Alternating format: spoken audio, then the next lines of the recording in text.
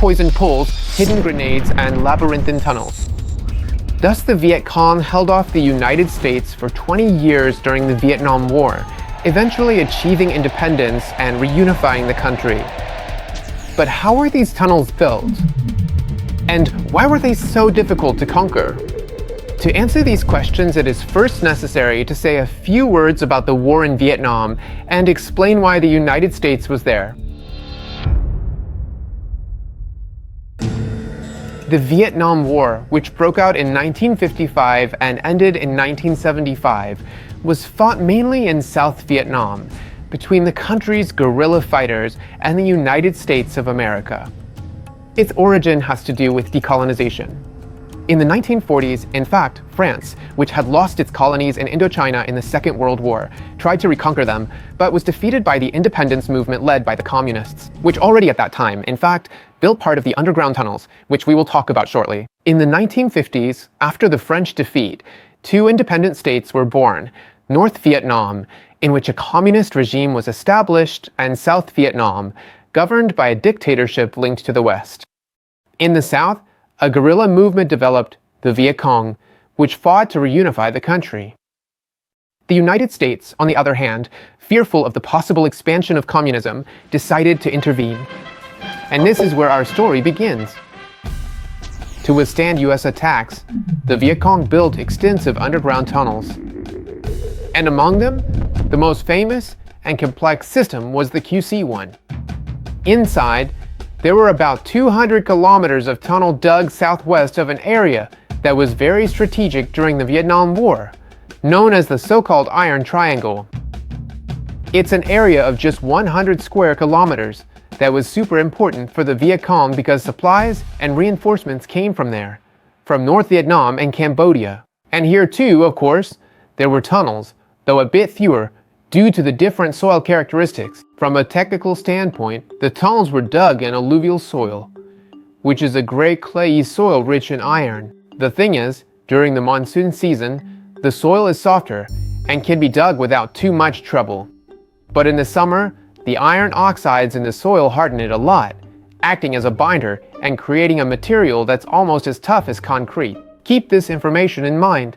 It'll come in handy later. Usually, it was possible to dig tunnels within the first 10 to 20 meters of soil, depending on the water table level. And to build them, it took 2 people to handle the digging. So, basically, 2 people would dig out the earth and compact the walls, while 2 to 3 people would remove the debris. Usually, the tunnels had a zigzag pattern, and they tried to avoid long straight lines, opting for corridors with angles between 60 and 120 degrees. This was necessary to reduce the enemy's line of fire and to dampen any explosions. The tunnels were on average between 80 centimeters and a meter wide, with a soil thickness above the tunnel of no less than 1.5 meters. This was done not only to speed up the construction time, but also to make it much harder for US soldiers to access. The entrance to the tunnels was possible through trapdoors that were camouflaged. They used wooden boards, covered with sponges and wax, with dirt and leaves on top. It allowed them to fool the American soldiers who, walking over it, felt like they were walking on normal ground. Can you believe that some entrances were even made inside pig pens? Because the Viet Cong knew that the American soldiers wouldn't go inspecting those places. But hold on, saying it like that might make it seem like the tunnels were just simple underground passages. But in reality, underground, there were actual little cities down there that housed not just soldiers, but civilians too. The underground tunnel system was very complex, and some systems could have up to 4 levels of depth, with some secret areas only accessible through hidden trapdoors within the tunnels themselves. Inside these underground bases, you could find hospitals, living areas, warehouses, weapons factories, headquarters, and kitchens, and anything else an army at war might need. There were also various holes that opened to the surface to ensure good ventilation. And inside the tunnels, there were water-filled bins every 100 meters or so. These had 3 functions. 1, they made it more difficult for the enemy to advance. 2, they worked like siphons in case of flooding. And 3, they dampened the effect of tear gas or riot gas released by grenades, preventing them from spreading throughout the base. So, basically, they weren't just simple holes in the ground. Obviously, as ingenious as the system was, it's easy to imagine how terrible it was to live inside them. Food and drinking water supplies were always at a minimum. A lot of people got sick with malaria, and they had to share the space with ants, spiders, scorpions, centipedes, venomous ones, and any other creature that normally lives in the ground. But if the tunnels lasted so long, it's not just because of how they were built, but also because of the defense systems designed by the Viet Cong.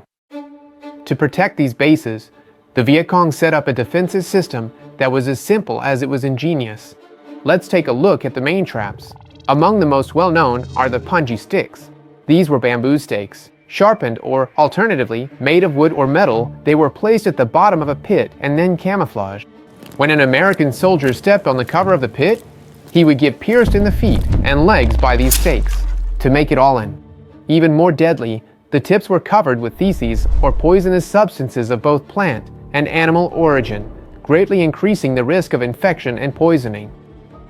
Often, these pits were made in pairs, so not only would a soldier get trapped, but also anyone trying to help him. Another trap involved taking a bamboo pole, fixing one end to a tree, and pulling the other end back. Like a whip with spikes, when the unlucky person passed by and triggered the mechanism, the tension in the branch would release, and they would be whipped, or rather pierced. Then there were the improvised grenades, which were grenades made inside cans, often triggered by a wire.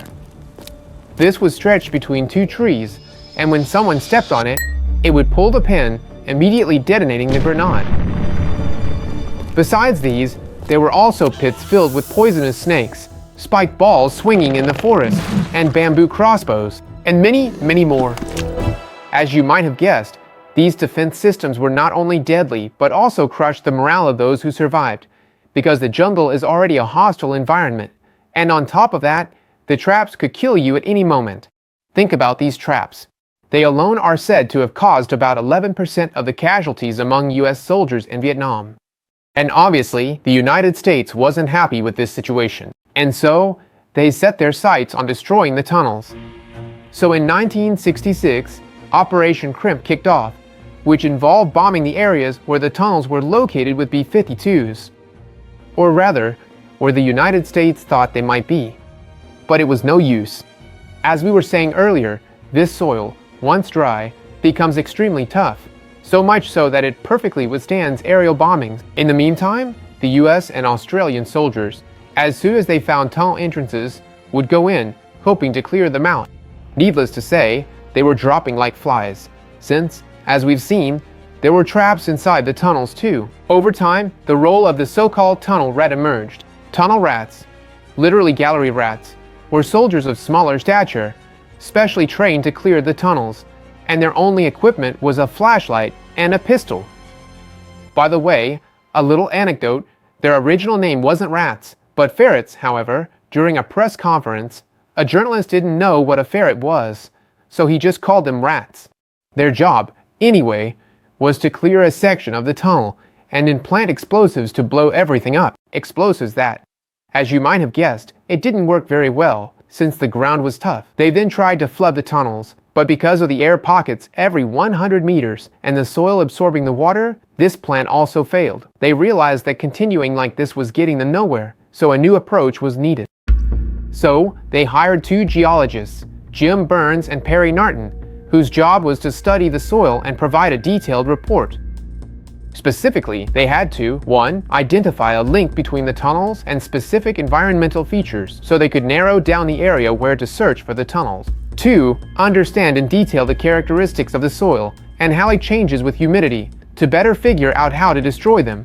The result was a geological map, and from this, they perfectly understood which areas were likely for the tunnels, and therefore, which areas needed to be hit with more force. They were now ready to put an end to this story once and for all. In January 1967, Operation Cedar Falls was launched. Millions of liters of Agent Orange, a very powerful herbicide, were used. This was used to remove almost all the vegetation within the Iron Triangle. Then they used bulldozers to remove the top layers of soil and expose the tunnels, allowing the tunnel rats to go in and clear them out. This effectively emptied them out, a good part of the tunnels within the Iron Triangle, especially considering that in '69 the area was carpet-bombed with B-52s. This time the technique worked and allowed the United States to deliver a final blow to these underground structures, although not completely. The crazy thing is that even in this case, part of the tunnels managed to survive. In fact, today, out of the original 200 kilometers, there are still 120 intact, especially in the QC district. For this reason, even back then, they realized that the situation had gotten out of hand. And in 1973, President Nixon, realizing that the war was too costly in terms of money and human lives, agreed to withdraw the army, and 2 years later, the band. It was reunified. So today, there are still some portions of the tunnels preserved, which have even been turned into a museum and are open to visitors. This allows anyone to understand the conditions the Viet Cong lived in and the intricate structures they managed to create.